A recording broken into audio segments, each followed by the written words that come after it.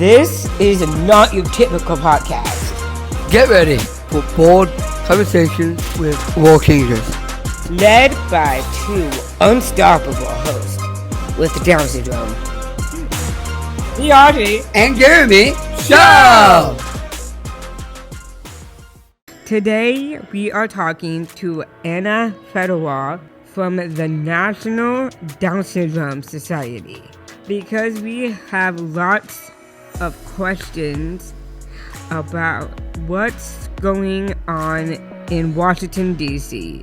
We met Anna in April when we went to advocate for ourselves at the U.S. Capitol. Anna is Senior Manager of Government Relations and directs NDSS, working to influence federal, state, and local policies and regulations that impact people with Down syndrome. We also met Charlotte Woodward, who is instrumental in highlight organ transplant discrimination with Charlotte's Bill. Stay tuned to find out how you can take action to make a difference. Hi, I'm Audrey Presby from the Audrey and Jeremy Show. Today, we're going to talk to Anna about Medicaid, Yeah. the most important topic of today. So, let's begin. Okay, I think I'm that really dramatic, but Give me I think it was perfect. Hi. How are you? Hi, guys. I'm doing really well. It is so fun to be here virtually. I feel like I'm in the room with you. And this is Cool. such an important conversation. And so I just want to thank you guys for having me, for wanting to have this conversation, and for sharing it with all of the people who are going to listen, because I think it's one that needs to be had. And your voices, you, Audrey, and Jeremy, are the most important ones. No That was- pressure. I was gonna say hi that was a to great you. intro. That's a good intro. I'm gonna say hi. I was gonna say hi. Hi, Okay. Jeremy. Hi, how you doing? I'm good. Awesome.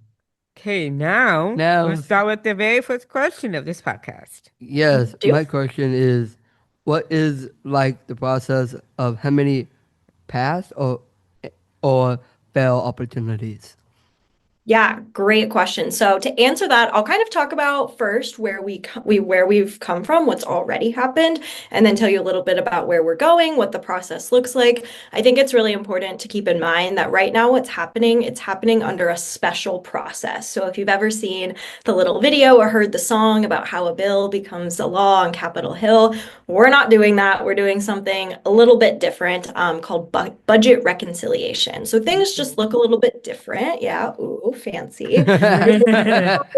Imagine that. There's a lot of special, weird congressional processes that have been happening for a really long time. And so what first happened is that this all started in the House of Representatives. The House of Representatives introduced what's called a budget resolution. And what's really interesting about this process that I think is just a little funky is that instead of figuring out what we're going to cut first and then how much we're going to cut, the very first step is understanding how much money that the government is either going to save or spend. So they create numbers, they pick numbers, and they have to reach it. It's kind of like a budget. They're saying we're going to cut this much money, or we're going to save this much money, we're going to spend this much money. And then they actually start to figure out how they're going to do that. So that was the first step. They decided how much money they were going to spend or cut. And already us at NDSS and a lot of other people were kind of concerned because we saw the writing on the wall. They said that they were going to cut, when you guys were in DC, this is kind of more the stage of the process we were in. Does this ring a bell to you? Yeah, I see. Yeah. It does. You're like, this is old news to us. But again, they said we're going to cut $880 billion in the committee that oversees healthcare. And so for us, we said, oh my goodness, that's going to be really hard to do without cutting Medicaid. And we know that Medicaid is so important, not just to people with Down syndrome, but all disabilities. I agree. I think yeah, I think it impacts your everyday life. It's how you get your health care, how you go to the doctor, how you stay healthy. But I mean, you guys know in order to live your most independent life, it also means that you might need some support. And Medicaid pays for a lot of that support. So people can have jobs, live in their communities, start podcasts, be in relationships, all of the amazing things that the two of you and so many other people have accomplished. So we were really concerned to see that Medicaid might be cut. And where we are now is that the House has completely passed. They've decided how much they're going to cut or spend and exactly how they want to do it, how they're proposing to do it. And that's what's passed out of the House 2 weeks ago now on May, or last week on May 22nd. I'm losing track of time because it's all happening so quickly. It is. So Yeah. so where we stand right now is that the House has basically done their job for now. They've gotten this bill out of the House of Representatives, and they're calling this bill HR 1, or they're calling it the One Big Beautiful Bill Act, is what it's called. And now that bill is going to go over to the Senate. And actually, when folks are listening to this, if it gets posted tomorrow, the Senate will be back in the Senate will be back in session. That means they'll be back in DC getting back to work. And this bill is the most important thing that they're working on right now. That's because they have some really key deadlines that are coming up. They've said that the Senate would like to pass the bill by 4th of July. And that means that they need to vote on the bill. I know, that's right around the corner. Yeah. That means they need to vote on the bill the week of June 16th or June 23rd. And it is June 2nd. So it's coming up pretty quickly that they're going to pick up this bill and they're going to try to pass it out of the Senate. Now, we're not sure if they're going to be able to meet that deadline. That's it's like doing a really, really big group project with a lot of people who don't agree and trying to do it in a really short amount of time, which you might remember from when you were in school. That doesn't always happen. It doesn't always Yeah. work the best. Yeah, you're Um, like laughing. I can see it. You're remembering. So we'll see. We don't know if they'll actually be able to meet that deadline, but we know that they're still on a pretty strict deadline because if they don't meet that deadline, if they don't do something about what's called the debt ceiling, which is kind of a separate issue but is included in this bill, then it's going to impact our economy a lot and the way we spend our money, the way we earn our money, and we don't want that to happen. So they do have a pretty strict deadline that they're working towards, but the next big step is to see what the Senate decides to do with the bill. That was a lot of information. wow, that's a good answer. Um, the question that I had is, what is NDS's Medicaid advocacy toolkit?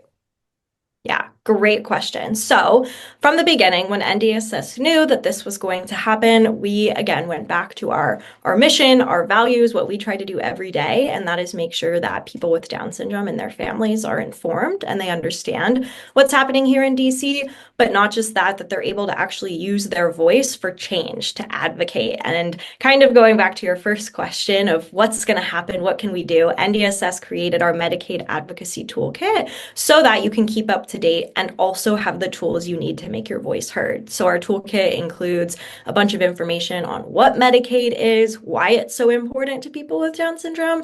I kind of touched on that earlier, but another really interesting fact I like to share with you guys and with members of Congress is that research actually shows that Medicaid is the primary insurance for the vast majority of people with Down syndrome. So most people with Down syndrome have Medicaid and benefit from it. So all of that is on the toolkit. We also have resources you can use. We have a script and phone numbers for you to call and actually talk to the offices of your members of Congress to make your voice heard. We have an email template and actually a really cool system called our Action Alert, where you don't even have to open up your email. You just give us your address and we'll write most of it for you. And then you just get to kind of include a little bit of information about yourself and click send, and it goes through super easily. And a lot of other resources as well, letters that we've sent to Congress, videos that our partners have created. So really, it's a great place to go if you're wanting to learn more about Medicaid or to take action in the current advocacy. Wow. Nice. I love that. You guys My checked it out? Have you seen it? Yeah, I have. I have to. I love it. Was it helpful? Did you Yeah, like it? oh yeah, it Yeah. was pretty great. It's kind of like my favorite thing about the toolkit is kind of like a Mad Lib. So like, Mm. all the blank spots is what you have to fill in to complete the Yeah. whole letter. I've I never love heard it that. compared to that before, but that's so true. If you like Mad Libs, you would really like some of the resources on there that we try to make it really easy. You just have to fill in your information, but we do everything else. That was a good comparison. That's my question. Where can people get the update? Yeah, so I would say our Medicaid toolkit is a really great place to start, but it is a lot of information. So if you're someone who prefers to get your information via email, you can sign up for our NDSS newsletters. If you are on social media, you can follow us on social media. We just had a post we put up yesterday that has like 10 different graphics you can swipe through that breaks down the bill into a ton of detail, really explains everything, as well as the website and emails and social media of other disability and larger Mm. advocacy organizations. I think it's important to remember too that this is so important for people with Down syndrome, but it's important for people of all disabilities and even people without disabilities Hmm. because the things that change in our healthcare system are going to impact everyone. So there's a lot of really great organizations and advocacy groups out there talking about this. So I also always encourage people to get your updates from different sources if you can, so you can really see other perspectives and other sides of how this is going to impact a lot of different groups. So yeah, so with that, is there like any action for like people like me and Jeremy can speak up about Medicaid? Is there any Yes. opportunities for that? Yeah, I'm so glad you asked. So, yes, there's a ton. And right now is a critical time. I can't say that enough. Right now, today, as soon as people hear this, is such an important time because, again, the next step is that the United States Senate has to decide what they're going to do with this bill. And they can do a few different things. They can pick it up and they can just pass it. That would be the easiest thing.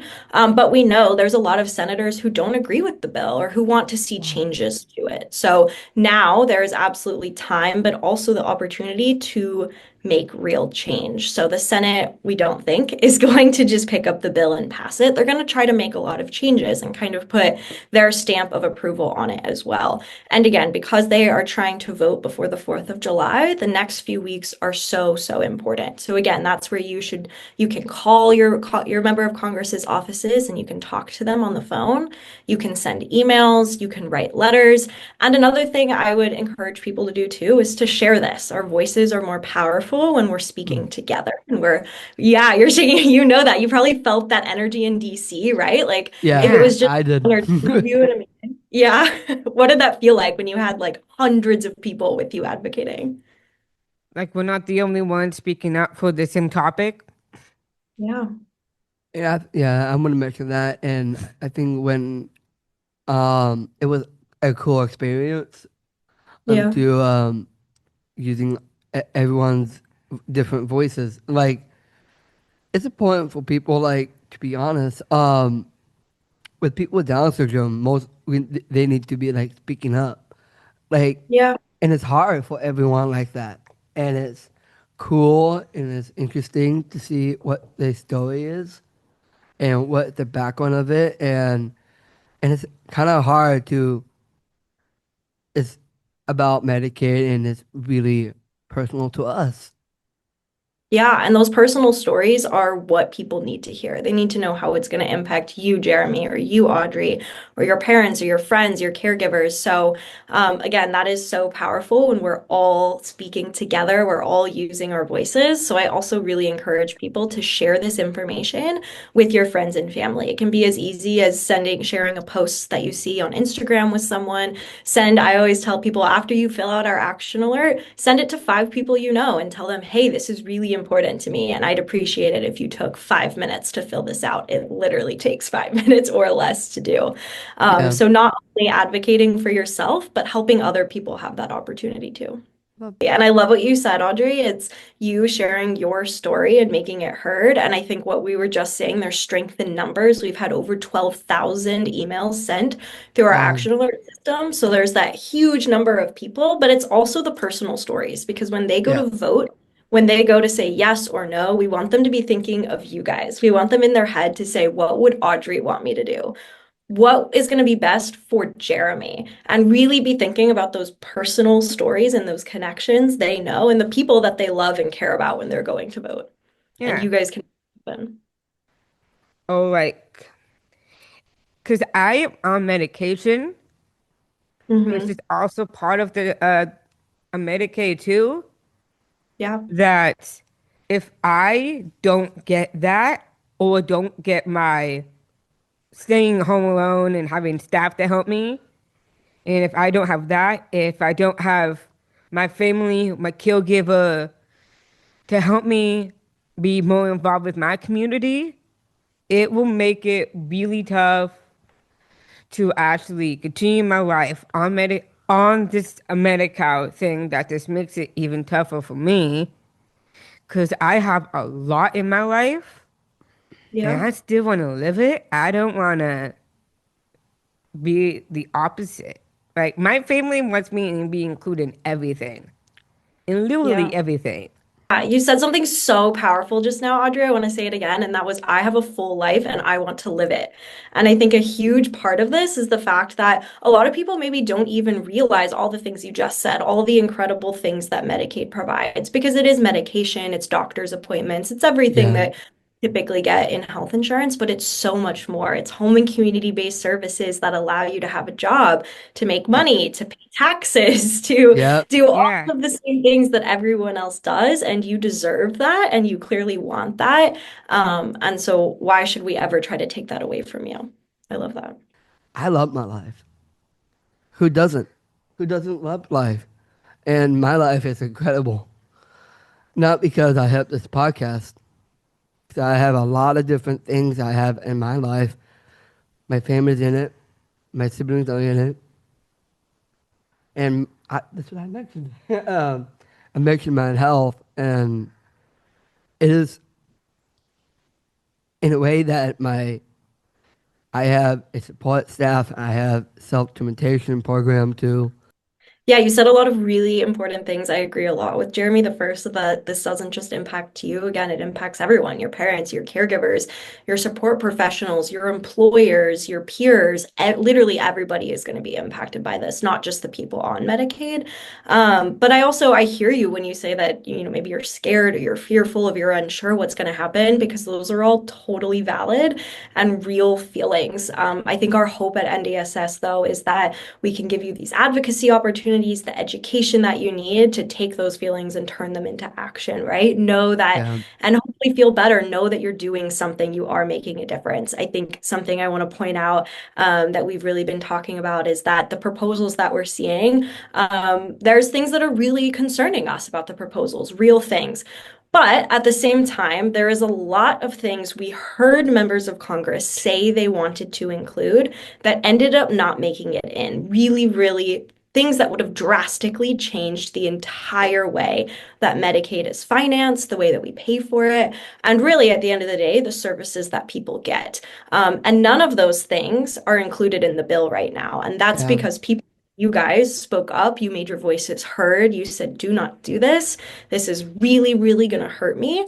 And is the bill perfect? No, that's why we're going to keep advocating.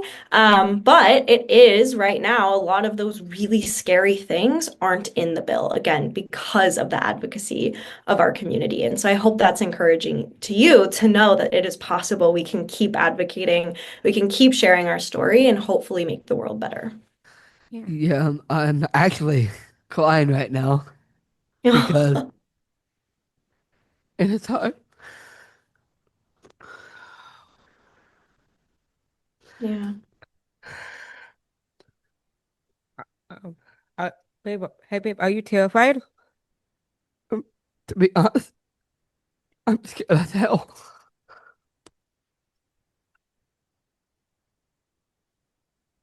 Yeah, Jeremy, I want you to know that it is you, it is Audrey, it is your parents, it's everyone who cares about you, but it's also us here in DC who are fighting for you, fighting to make this world a better place for you. We're fighting alongside you. And our hope is that we really can change hearts and minds and educate people, um, and make sure that your life, you get to keep living your full and complete life that you deserve, that is yours, that you are already living, and we'll be here every step of the way. Yeah, this is a big topic, but a lot of people with a disability are gonna feel terrified, petrified, Yeah. scared of what's gonna happen next, which I kind of don't blame them for the people who are crying about it. It's like a really big topic. Of Yeah. course, it's gonna be hard, It is hard. but it's okay. It doesn't. It's okay if you're crying about something like this. This is Yeah. huge. You kind of get what my point is, right? Yeah, I think what you're saying is we're gonna get through it together. We're gonna advocate together. We are Um, not gonna be alone, together. Yeah. basically. Community. So that means you're not gonna feel alone.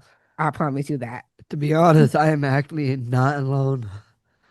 It's the way that I'm using my voice and how I'm changing lives. And I want everyone to listen to this podcast because it's, what you mentioned is a hard topic, but it is a hard topic, but it's, when you mentioned the Senate and the House and the representatives, it's in a way that that bill passed or not.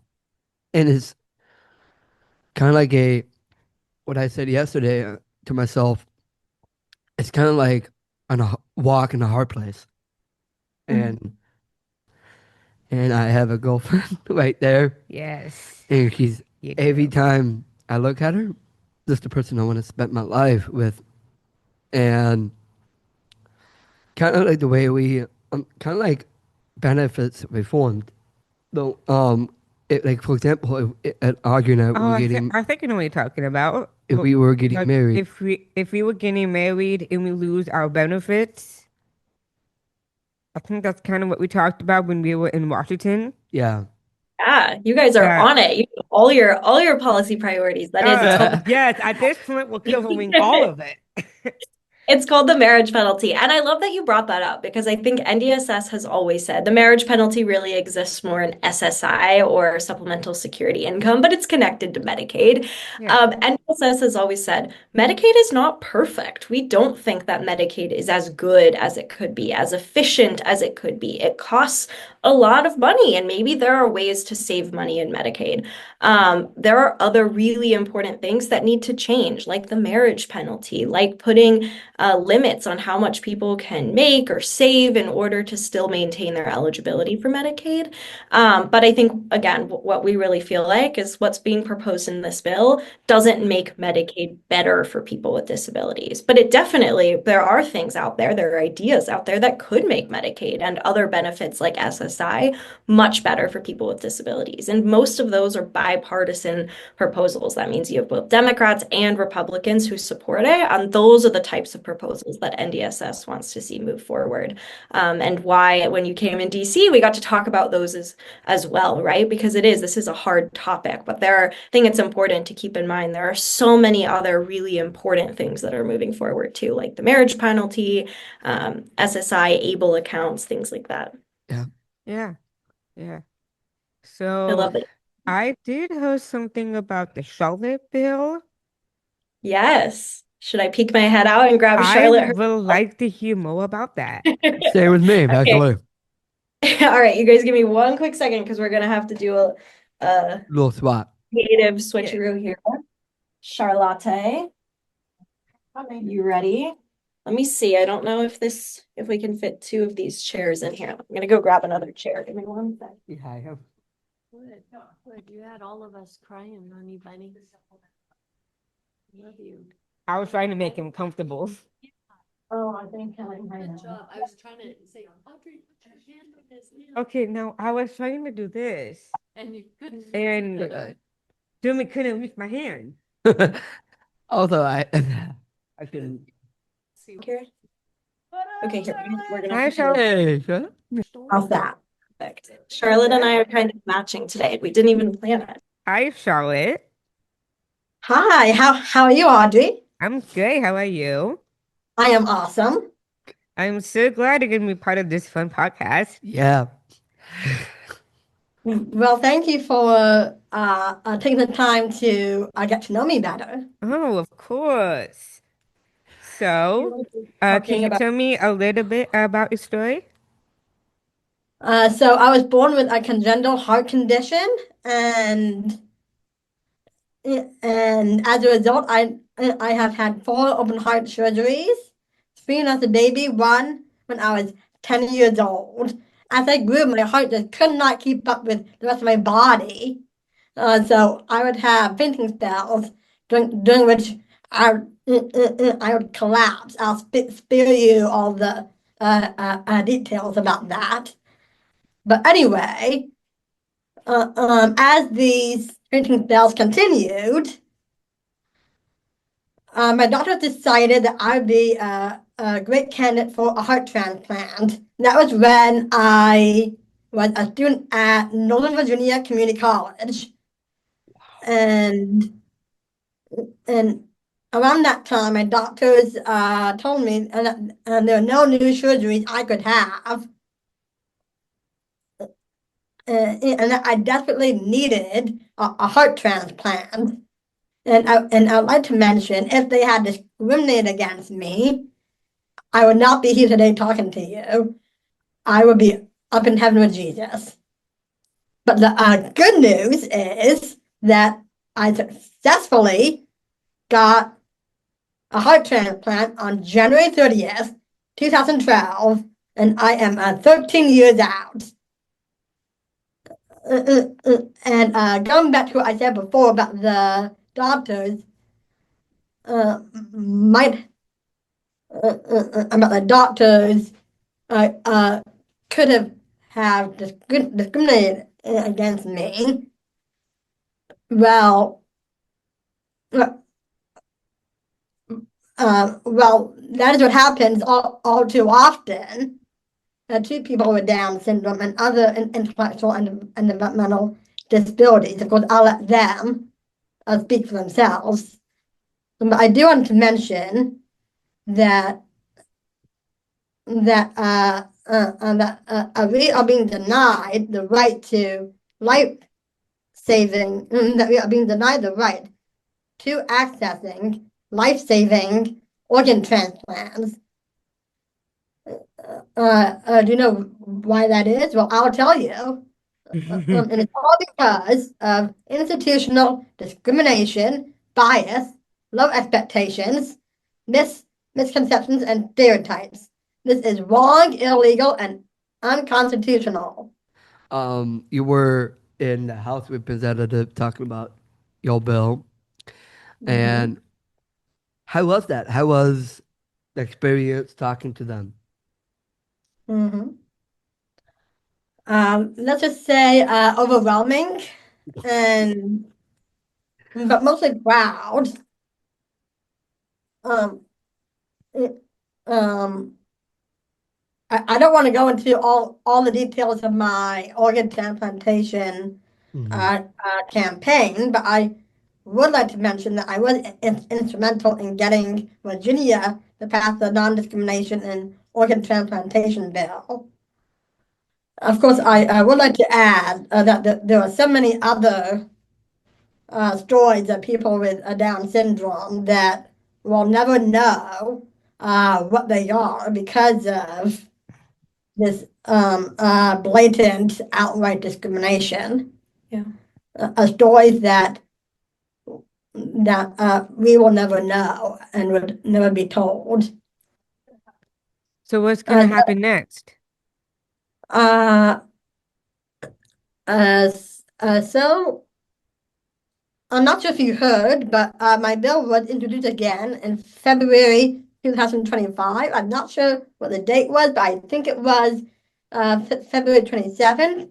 Then 2 months later, there was a markup on April 29th, and it was passed by the full House Energy and Commerce Committee.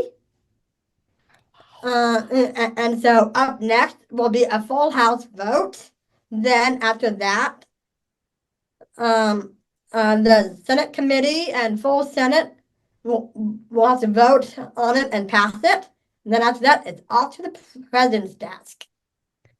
Well, I hope that president says, yes, we are keeping this. Mm-hmm. I hope that's what he says. I hope because if he said yes, that'd be awesome because Mm-hmm. we still get to live our lives. it's still our lives. Hey, if that Mhm. happens. Right. We'll have to see. Same. If he says Right. yes, then yay. Well, we're not going to stop advocating for ourselves. Wow, you are everybody's role model. So, Yeah. congrats. Thank you. So thank you. Yeah, I think your bill is such an inspiring story of how when we use our voices and we all use our voice for good, we can do big, crazy, impactful things like get Charlotte's bill through committee, through the House, and hopefully very soon the Senate and the president's desk. So Mm-hmm. And like Anna said, one of the many things you can do is fill out the advocacy alert for my bill. Yes. Yes. Yes. And People we- need to do that. Yeah. Yeah, and we So- still, Mhm. Yeah. How can we find you guys? Like, is there on any like website or for NDSS, somewhere yeah. for them to communicate to you guys? Yeah, so you can find NDSS online at ndss.org.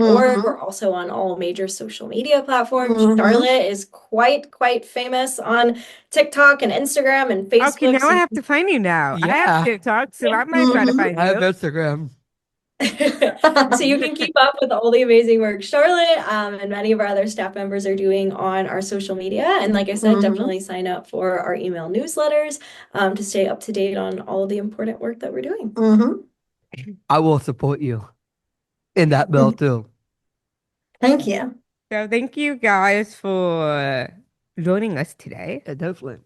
Thank you. Thank you for having us. This It has was been fun so talking to you fun guys. and an important conversation. And hopefully people walk away feeling educated, but also empowered to take action and to fill out the action alerts. Mhm. Easiest way. Yeah. It's on this one. Thank you guys. This has been Thank so you. fun. Thank you for your time. Thank to you. talking to us. Thank you. We had fun. Bye. Bye. Bye. Bye, guys.